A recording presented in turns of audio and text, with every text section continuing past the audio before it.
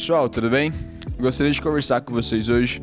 Certamente vocês já passaram por alguns momentos de impossibilidades. Ou se não passou, provavelmente vocês vão passar um dia também. Então é muito importante que vocês saibam o que vocês precisam fazer diante de um cenário de impossibilidade. O que é um cenário de impossibilidade? Cenário de impossibilidade é, por exemplo, um diagnóstico de uma doença incurável que você recebeu. Uma causa impossível no seu trabalho, uma causa impossível na sua família. Esses são os cenários de impossibilidade. Alguns só. Existem vários e vários outros cenários também. Mas eu gostaria de conversar com vocês o que vocês precisam fazer diante de alguns cenários de impossibilidades que vão surgir de repente na sua vida, tá? Eu queria citar dois exemplos bíblicos que estão na Bíblia, são verídicos, porque a sabedoria milenar está há anos e anos e anos dando certo. O primeiro exemplo é o exemplo de Josafá. É um antigo rei lá do Antigo Testamento. Ele governava um reinado muito bem sucedido. Ele era temente ao Senhor. Do nada, Josafá estava dentro do palácio dele e chegou um soldado e falou: tem 3 exércitos vindo para cima de você. Diante daquela notícia, Josafá tinha um exército só, então imaginam, 3 exércitos juntos armando para ir contra você, para ir contra a sua cidade, contra a sua casa, contra o seu reinado e destruir tudo. Certamente, se fosse eu ia ficar muito preocupado, ia ficar muito, cara, e agora, o que eu faço, para onde eu vou, para quem eu ligo, para quem eu peço ajuda. Mas Josafá, ele fez algo incrível. Ele reuniu todo o povo e falou: seguinte, vocês vão fazer jejum em prol disso, para o Senhor nos dar a estratégia, para o Senhor nos mostrar aquilo que a gente precisa fazer. E assim que eles começaram o jejum, eles foram também para um momento de oração lá dentro do templo. Eles começaram a orar, interceder. Incrível que Josafá também, ele começa a reivindicar todas as promessas que Deus havia feito para ele, que eram promessas de prosperidade, promessas de coisas muito boas que Deus havia feito. E do nada surgiu 3 exércitos para ir contra Josafá, para destruir toda a cidade. Humanamente era impossível Josafá vencer aqueles 3 exércitos. Mas em meio a essa oração, nesse momento de oração que Josafá estava fazendo com o povo dentro de um templo, ergueu um jovem. O Senhor usou um jovem para falar para Josafá, para dar estratégia para Josafá. Ele falou: seguinte, você não pode arredar o pé, você não pode ficar aqui preso chorando, você vai. Essa batalha é a minha batalha, diz o Senhor. Não é a sua batalha, Josafá. Eu trarei a vitória para você.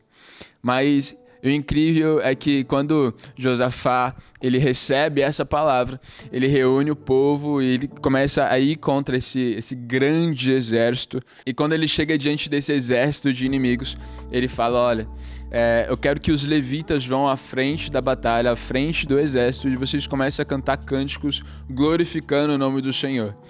E assim foi.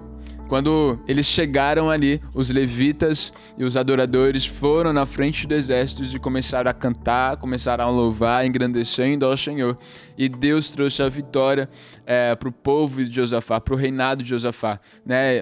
Deus confundiu as línguas daqueles exércitos e eles começaram a lutar uns contra os outros. E quando viu, ele tinha vencido todo o exército, ainda ficaram com todos os tesouros, todas as coisas que aquele exército estava, Então, o que Josafá fez diante do cenário de impossibilidade? Josafá orou e Josafá adorou. O céu possui uma linguagem. Assim como o mundo natural também, a gente precisa de uma linguagem, por exemplo, de programação, para a gente programar, para a gente fazer um site, para a gente fazer um aplicativo. O céu também possui uma linguagem. E o nome dessa linguagem é fé. E a fé é demonstrada justamente nessa confiança que a gente tem diante de um cenário impossível. A confiança de que a gente vai conseguir vencer, a confiança de que a gente vai conseguir passar diante de toda essa impossibilidade, diante desse diagnóstico médico que, deu dias ou meses pra gente continuar vivos. Mas não existe outra coisa, Deus ama a impossibilidade, porque a impossibilidade é um cenário onde só Ele pode agir. Um cenário onde o nome dele com certeza vai ser glorificado, porque não depende da nossa capacidade humana. Se dependesse da nossa capacidade humana, a gente precisava fazer. Mas como depende apenas de Deus, apenas do Deus do impossível, nós precisamos confiar nele, para que o nome dele seja glorificado também. Existe outro exemplo também, que é o exemplo de Paulo e o exemplo de Silas, né? Eles estavam juntos andando pela Macedônia, eles estavam procurando um lugar onde eles podiam orar e ficar tranquilos. Só que nessa procura, nesse trajeto que eles estavam fazendo, eles se depararam com uma mulher que estava possuída por um espírito de adivinhação, né? Essa moça, ela começou a perturbar eles, começou a chamar a atenção, enfim. E o apóstolo Paulo olhou para essa moça e expulsou o demônio dela. Só que essa moça estava possuída por esse espírito e existiam senhores acima dela que ganhavam dinheiro em cima das adivinhações dela. E quando esses senhores perceberam que eles estavam perdendo muito dinheiro por causa do apóstolo Paulo, que o apóstolo Paulo tinha expulsado esse demônio de adivinhação, eles resolveram denunciar o apóstolo Paulo que ele estava fazendo um ato de perturbação na cidade. E o apóstolo Paulo foi preso junto com Silas, um discípulo dele, por causa disso. Ele não só foi preso, mas ele também eles foram espancados também antes de ser preso. Cara, quando você é preso, você tá diante de um cenário de impossibilidade, porque e agora, né? Eu tinha todo um projeto, eu tinha todo um roteiro. Eu tenho certeza que Silas estava na primeira experiência de ser preso, de retaliação por causa da pregação do evangelho. E quando eu tenho... Não certeza, mas eu penso assim, tipo, imagina Silas, na primeira experiência dele, ele já foi açoitado, já foi espancado, já foi preso, e tá falando, e agora, apóstolo Paulo, o que a gente vai fazer? Como a gente vai reagir? A gente tinha planos, roteiros aqui para pregar o evangelho para todas as pessoas, para os gentios, e agora o que a gente faz? E o apóstolo Paulo, ele muito sábio, ele diz para Silas, cara, a gente só vai orar e adorar.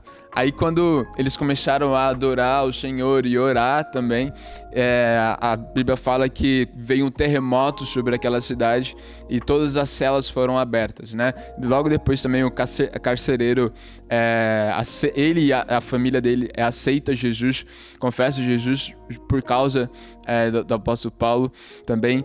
Então, diante de um cenário de impossibilidade, apóstolo Paulo e Silas simplesmente oraram e adoraram, porque não tem o que fazer realmente.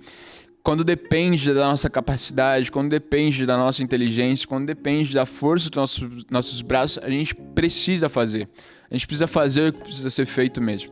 Só que quando foge disso, não tem o que fazer, a não ser confiar no Deus do impossível. A não ser confiar naquele que liberou uma palavra sobre a sua vida, naquele que escreveu todos os seus dias. Então, o que fazer diante de uma impossibilidade? Ore e adore. Confie, alimente a sua fé, porque a fé é a linguagem do céu. A fé é a linguagem do impossível.